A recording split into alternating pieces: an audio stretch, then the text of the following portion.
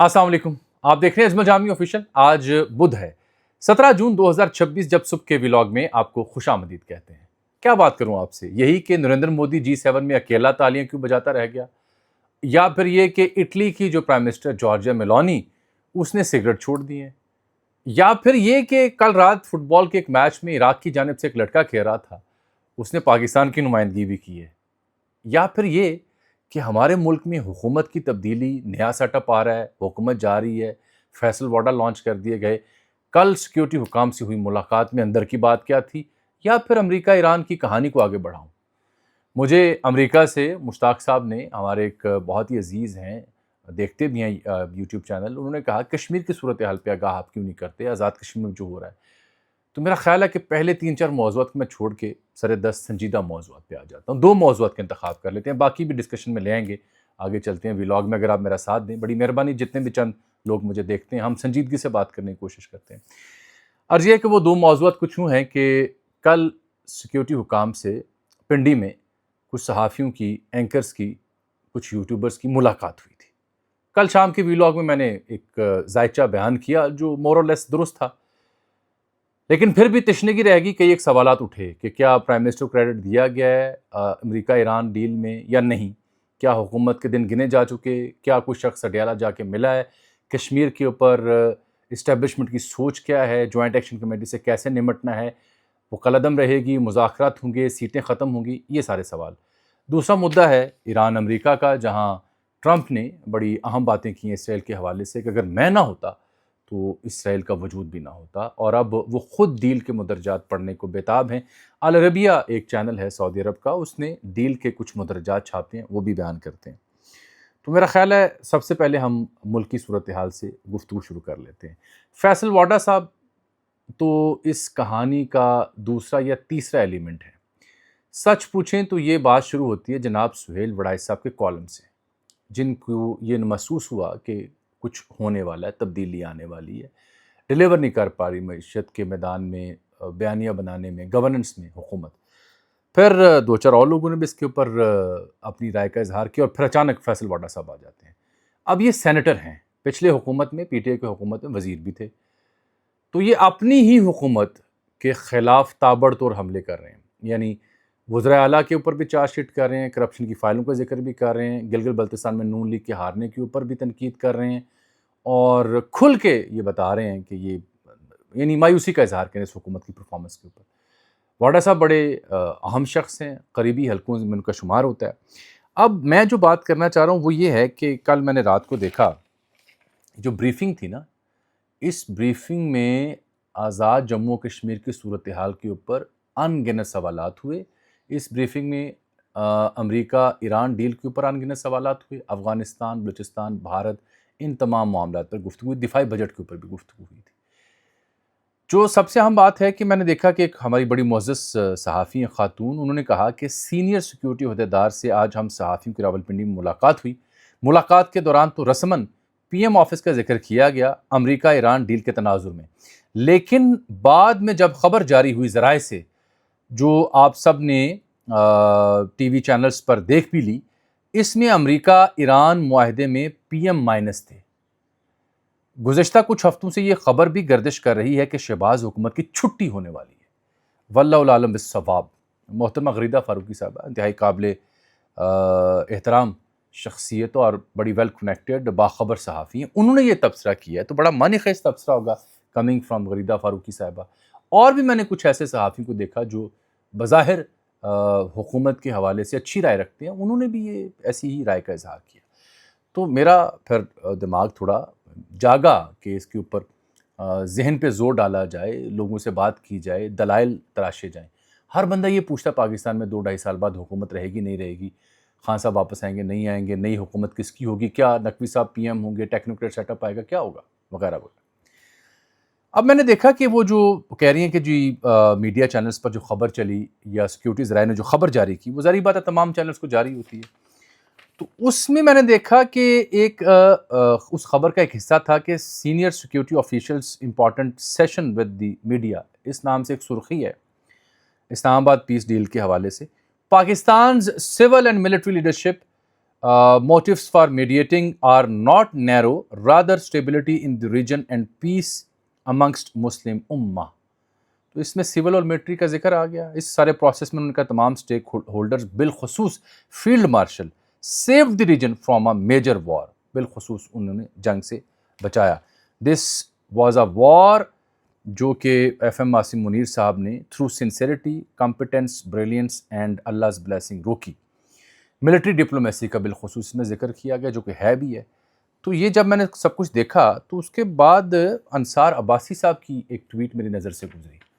وہ فرما رہے ہیں آج تک کی جو میری اطلاعات ہیں ان کے مطابق خواہشوں کو خبر بنانے والے اپنا کام کرتے رہیں گے, لیکن ذرائع کے مطابق تعلقات پہلے سے بھی مضبوط ہیں. کل کیا ہوگا کل ہی دیکھا جائے گا. جناب انصار عباسی صاحب. پھر میں نے دیکھا رانا ثناءاللہ صاحب ایک ٹی وی پروگرام میں, اب آ جاتے ہیں فیصل واڈا. ان کو اس سچویشن سے جوڑے بغیر آپ صورتحال کا ادراک نہیں کر سکتے. رانا صاحب کہتے ہیں فیصل واڈا کی گفتگو ہمیشہ حدود و قیود کے اندر نہیں ہوتی. فیصل ہمیشہ غیر سنجیدہ گفتگو کرتے ہیں, ان کے ساتھ زیادتی ہوئی. میں نے پی ایم کو کہا فیصل واڈا کو سیٹ جو ملی ہے سینٹ کی اس پر ٹرخا دیا آپ نے, صرف فیصل کابینہ کا حصہ بننا چاہتے تھے, اس کا مطالبہ پورا نہیں ہوا اس لیے وہ غصہ کرتے ہیں. ہم نے البتہ ان سے کوئی وعدہ نہیں کیا تھا.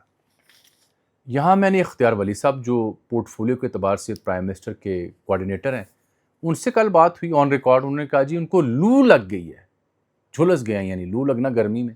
ان کو چاہیے کہ املی اور آلو بخارے کا شربت پئیں, یا وہ کچے دودھ کا کچی لسی ہم کہتے ہیں وہ پئیں, یا ستو پئیں, یا میری طرف تشریف لے آئیں, میں ان کو یہ پیش کرتا ہوں تاکہ ان کی گرمی اترے. وہ نسخے دے رہے تھے. حکمت لگتا ہے ان کا فیورٹ شعبہ ہے.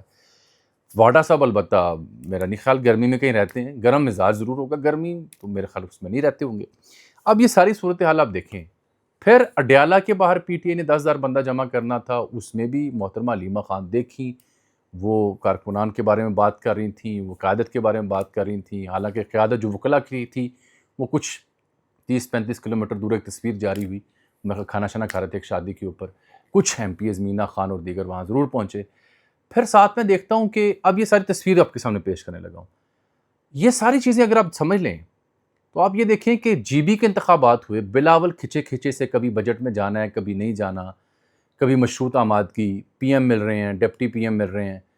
گلگت بلتستان میں نتائج آنے کے باوجود حکومت نہیں بن رہی, حالانکہ پیپلز پارٹی نے 10 سے زائد نشستیں جیتی ہوئی ہیں 24 میں سے. نون لیگ نے 6 یا 8 جیتی ہوئی ہیں, کچھ آزاد تھے 4-5, مجلس وحدت المسلمین نے بھی جیتی ہوئی ہے. تو وہاں میں دیکھتا ہوں یکا یک اچانک کل ایک خبر آتی ہے جو بڑی دلچسپ ہے. اب یہ میری بات دھیان سے سنیں. وہ خبر یہ ہے کہ استحکام پاکستان جو جہانگیر ترین علیم خان صاحب نے کھولی تھی ایک جماعت, 4 آزاد اراکین جو ہیں گلگت بلتستان میں وہ اچانک شمولیت اختیار کرتے ہیں, گلے میں پٹا ڈالتے ہیں جیسے کبھی پی ٹی آئی یا کسی اور سیاسی جماعت میں جانے والے ڈالتے تھے, اور علیم خان صاحب کے ساتھ کھڑے کو تصویر کھنچواتے ہیں. اب آپ جتنی گفتگو میں کر رہا ہوں جو مثال دے کے واقعات بتا کے گفتگو کرنی چاہیے, تجزیہ پھر بنتا ہے. اب گانچھے 2 سے جی بی 23 سے انور علی, گانچھے 3 جی بی 24 سے اسد شفیق, دیامیر 1 سے جی بی 15 سے محمد دلپذیر, اور جی بی 21 سے غزر سے امانت علی, یہ استحکام پاکستان میں شمولیت اختیار کرتے ہیں. مطلب وہ جماعت جو وہاں باقاعدہ انتخاب نہیں جیتی اس طرح سے, اس کے ہاں 4 آزاد چلے گئے. مطلب اب جب حکومت بنے گی تو ان کو مخصوص اور ٹیکنوکریٹ کی نشستیں مل جائیں گی, 1-2 جتنی بھی بنتی ہیں کوٹے کے حساب سے. حالانکہ اس جماعت کا جو ٹویٹر کا ہینڈل ہے اس کے اوپر 2-2.5 ہزار 3 ہزار فالوورز ہوں گے, ہے نا, ایک عجیب واقعہ. پھر فیصل واڈا صاحب ہی ایک جگہ بات کرتے ہیں کہ ایک صوبے کا 18 ملین یا بلین میڈیا کو جاری ہوتا ہے اپنی تصویروں کے لیے, اور پھر وہی کہتے ہیں کہ ایک صوبے کی سی ایم, ایک صوبے کا سی ایم پی ایم بننا چاہتا ہے, ان کی فائلز ہیں. یہ آن ریکارڈ چیزیں, میں نہیں کہہ رہا ٹیکا لگانے سے پہلے, یہ آن ریکارڈ واڈا صاحب کہہ رہے ہیں. یہیں سے میں وہ بات کرنا چاہوں جو سب سے اہم ہے. اگر واڈا صاحب جو دعوے کر رہے ہیں مختلف صوبوں کے وزراء اعلیٰ کے حوالے سے, ان کی مبینہ کرپشن کے حوالے سے, یا ان کے میڈیا فنڈز کے حوالے سے, تو سرکار ان دنوں جو ہے وہ ایک ٹی وی کے اوپر بھی نوٹس جاری کر چکے, اور ایک بڑے معزز کالم نویس ہیں توفیق بٹ صاحب, انہوں نے ایک وہ میزان نگار ہیں, انہوں نے بیوروکریٹس لکھنے کے بجائے بیوروکرپٹس کہیں لکھا ہے غلطی سے, سہون یا کسی اور انداز میں. ان کو بھی نوٹس سرو ہو رہا ہے. تو فیصل واٹا صاحب جو گفتگو کر رہے ہیں حکومت وقت کے حوالے سے، بسم اللہ کیجئے، ان کو نوٹس سرو کریں نا جناب. اگر وہ کوئی غلط بات کر رہے ہیں یا الزام عائد کر رہے ہیں یا حکومت کی ساکھ مجروح کر رہے ہیں یا حکومت کو چارج شیٹ کر رہے ہیں، ان کو بھی نوٹس سرو کیجئے. اس میں کیا حرج کیا ہے؟ ایک سادہ سوال ہے. خیر یہ میرے بس کی بات تو نہیں ہے، میں تو ایک عاجز سا، مسکین سا، ملامتی سا اور ایک ڈرپوک سا صحافی ہوں جو بس واقعات بیان کر سکتا ہے، خبر دے سکتا ہے، تجزیہ دے سکتا ہے. لیکن میں نے حقیقت حال بیان کی. اب جہاں سے گفتگو شروع ہوئی کہ جو ہمارے بہت ہی معزز کولیگ فریدہ فاروقی صاحبہ، انصار عباسی صاحب، منیب فاروق صاحب کہہ رہے ہیں کہ ان کی دانش میں تو ہو سکتا ہے اگلے پی ایم بھی شہباز شریف ہوں، اگلی سی ایم بھی مریم نواز ہوں. تو مزمل سہروردی صاحب بھی کہہ رہے ہیں کہ ایسی کوئی کہانی نہیں ہے. تو یہاں پہ جو گفتگو میں نے ابھی تک کی اس کا خلاصہ پیش کرتا ہوں. اتنی لمبی کہانی کے لیے بڑی معذرت، لیکن سیاست جب تک آپ کھل کے بیان نہ کریں چس نہیں آتی. بات سادہ سی یہ ہے کہ اس سے پہلے جو ملٹری رجیم تھی باجوہ صاحب کی، اب میں وہ باتیں بتا رہا ہوں جس کا میں عینی شاہد ہوں، یا میں نے خود ان کو آبزرو کیا، سنا، اور متعلقہ ترین حلقوں سے.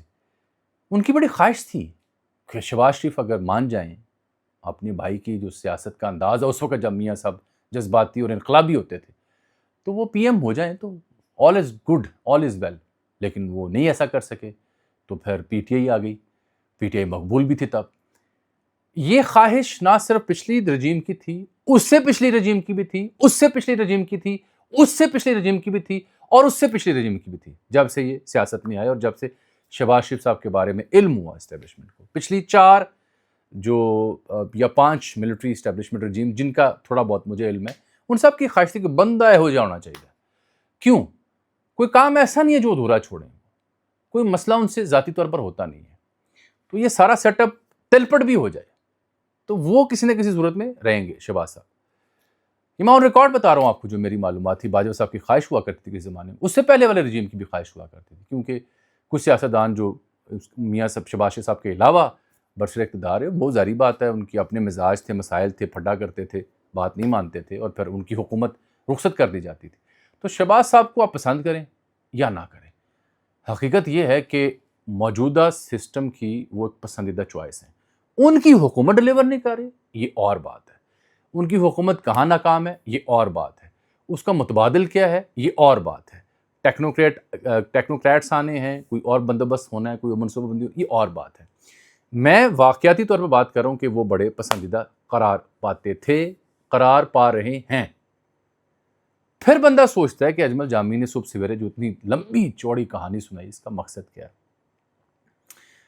کچھ لوگ کہیں گے حکومت جا رہی ہے، کچھ لوگ کہیں گے خان صاحب آ رہے ہیں، کچھ لوگ کہیں گے خود آ رہے ہیں متعلقہ حکام. ایسا کچھ نہیں ہے. اصل میں نے آپ کو بھی خبر دی کہ گلگت بلتستان میں استحکام پاکستان میں 4 آزاد امیدوار چلے گئے.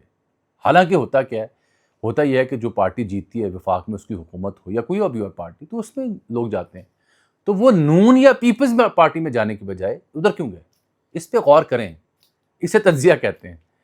وہ اس لیے گئے کہ صاحب یہ در حقیقت پیغام ہے پیپلز پارٹی کے لیے. اور کیوں ہے؟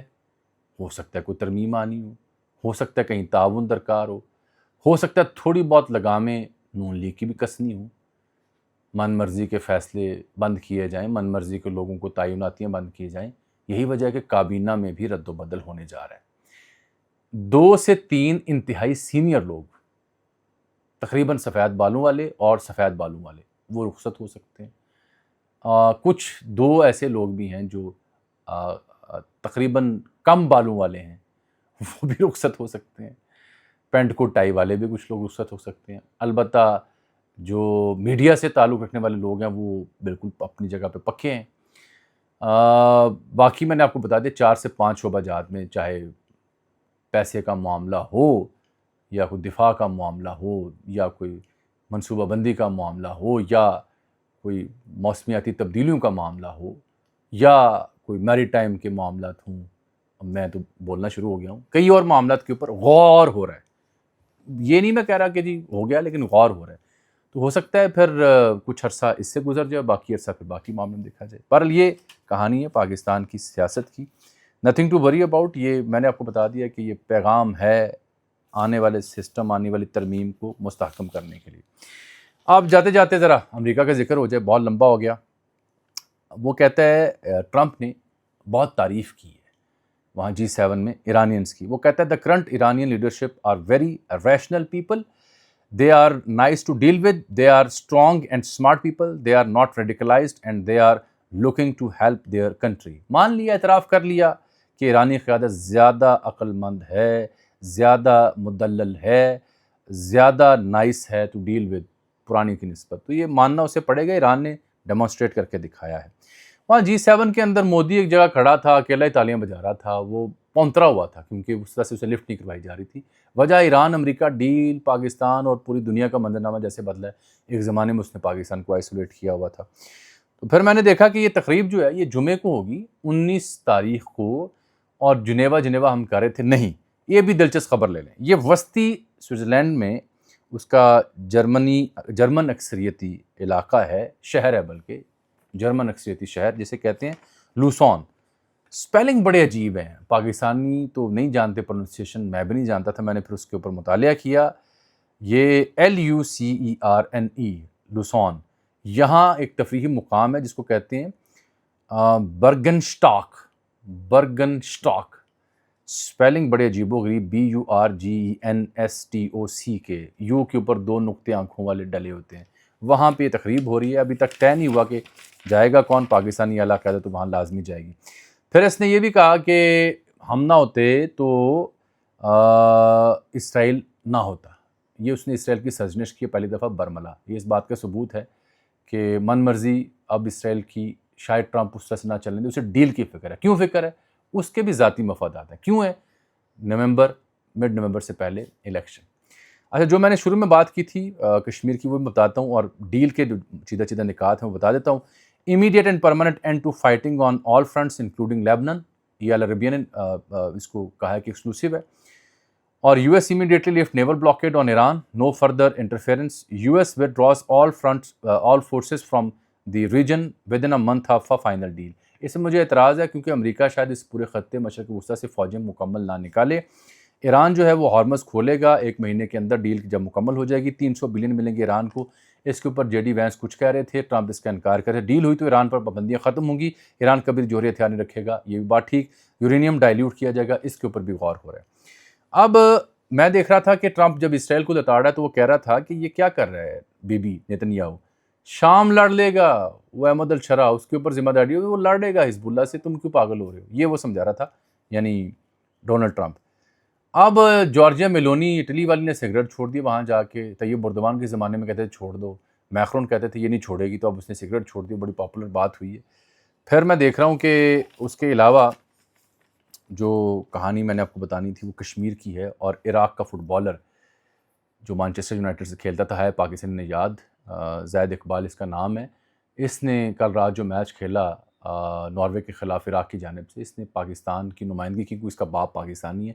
تاریخ میں پہلی بار فٹ بال ورلڈ کپ کی ہسٹری میں کوئی شخص ایسا ہے جو پاکستان نژاد ہے، نمائندگی عراق کی کر رہا ہے. اس نے اپنے جوتے پہ ایک جگہ پہ پاکستان کا جھنڈا، ایک جگہ پہ عراق کا جھنڈا لگایا تھا. تو فٹ بال جو گیم ہے بناتا پاکستان ہے فٹ بال، اور کبھی ٹیم وہاں جا نہیں سکی، اتنی پیتھیٹک ہے، لیکن کسی شخص نے نمائندگی کی. بڑی خوشی ہوئی اس سے.